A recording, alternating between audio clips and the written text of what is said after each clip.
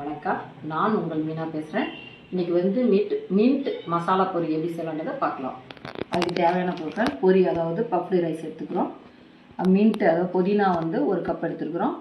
கொத்தமல்லி ஒரு கையளவு, அதேமாரி கருவேப்பிலை ஒரு கையளவு எடுத்துருக்கோம். பச்சை மிளகாய் காரத்துக்கு நான் 1 எடுத்திருக்கேன். உங்களுக்கு காரத்துக்கு தகுந்த மாதிரி நீங்கள் எடுத்துக்கோங்க.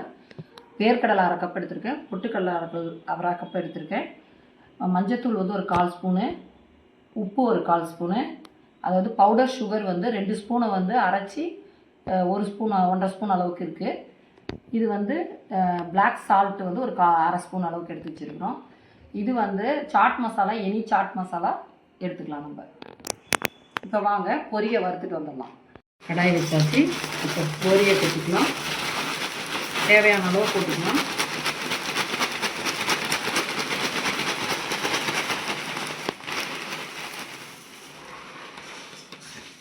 இது வறுத்துக்கலாம்.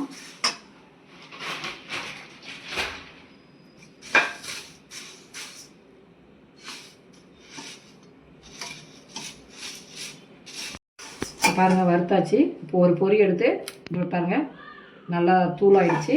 இப்போ இறக்கிக்கலாம். பாருங்கள், ஆயில் கொஞ்சமாக வச்சாச்சு. இப்போ வேர்க்கடலை வறுத்துக்கலாம்.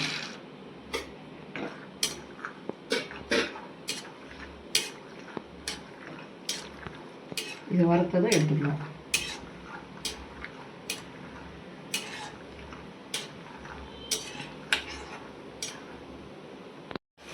பாருங்க, இந்த கலர் வந்துடுச்சு. அப்புறம் தீஞ்சிடும். இப்போ எடுத்துக்கலாம். இப்போ பொட்டுக்கடலை வறுத்துக்கலாம். இது உடனே போட்டதும் எடுத்துருங்க. ஒரு 2 நிமிஷம் தான், அப்படியே எடுத்துக்கலாம்.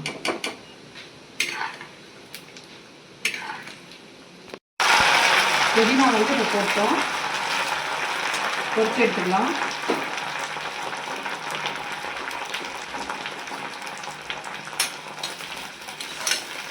பொரிச்சாச்சு. பாருங்கள், புதினாவை எடுத்துக்கலாம். கொத்தமல்லி போட்டாச்சு. கோரியண்டர் லீஃப் போட்டாச்சு. இப்போ இது வறுத்து எடுத்துக்கலாம். பாருங்கள், கொத்தமல்லி இப்போ எடுத்துக்கலாம்.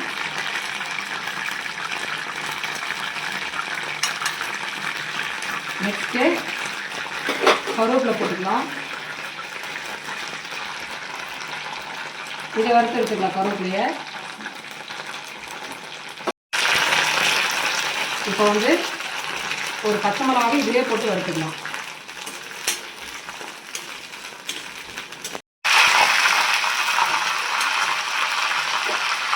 கருவேப்பிலையும் பச்சை மிளகாய் எல்லாம் எடுத்துடலாம்.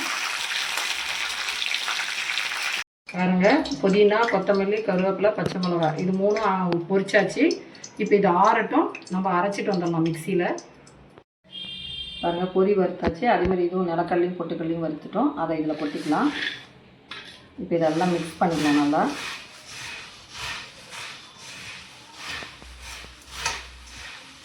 இப்போ நம்ம மஞ்சத்தூள், உப்பு இதை 2 போட்டுக்கலாம். அப்புறம் சுகர் பவுடரும் பிளாக் சால்ட்டும், அப்புறம் சாட் மசாலா கொஞ்சோண்டு போட்டுக்கலாம். ஒரு 1/2 ஸ்பூன் அளவுக்கு சாட் மசாலா போட்டுக்கலாம்.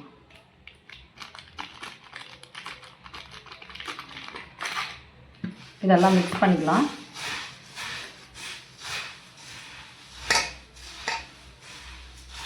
இப்போ நம்ம புதினா, கொத்தமல்லி, பச்சை மிளகாய் இதெல்லாம் அரைச்சிட்டு வந்தோம் இல்லைங்களா, இந்த பேஸ்ட்டை போட்டு நல்லா மிக்ஸ் பண்ணிக்கலாம். இதிலே ஆயிலெலாம் கொஞ்சம் இருக்கும். அதே நல்லா ஒட்டிக்கும். உங்களுக்கு மசாலா நல்லா ஒட்டிக்கும். இதை நல்லா மிக்ஸ் பண்ணிக்கோங்க. பாருங்கள், எல்லாமே கிளறியாச்சு. நல்லா கலக்கியாச்சு. இதில் போட்டிருக்க கொத்தமல்லி, புதினா, கருவேப்பிலை இதெல்லாம் எண்ணெயில் பொரிச்சதுனால குழந்தைங்க சாதாரணமாக சாப்பிட மாட்டாங்க. நம்ம இதில் கலக்கி சாப்பிடக்குள்ள ஒன்றுமே தெரியல, நல்லா சாப்பிடுவாங்க. குழந்தைங்களுக்கு டேஸ்ட் ரொம்ப பிடிக்கும். நாங்களும் சாப்பிட்டு பார்த்தோம். இது ஒரு ஸ்டோரேஜ் டப்பாவில் போட்டு ஒரு 10 நாள் கூட வச்சுருந்து குழந்தைங்களுக்கு ஈவினிங்கில் ஸ்நாக்ஸாக கொடுக்கலாம். நீங்களும் செஞ்சு பார்த்துட்டு எப்படி வந்ததுன்னு எங்களுக்கு கமெண்ட்டில் சொல்லுங்கள். அதுக்கு முன்னாடி எங்கள் வீடியோக்கு லைக் பண்ணுங்கள், ஷேர் பண்ணுங்கள், கமெண்ட் பண்ணுங்கள். மெயினாக சப்ஸ்கிரைப் பண்ணுங்கள். Okay, thank you.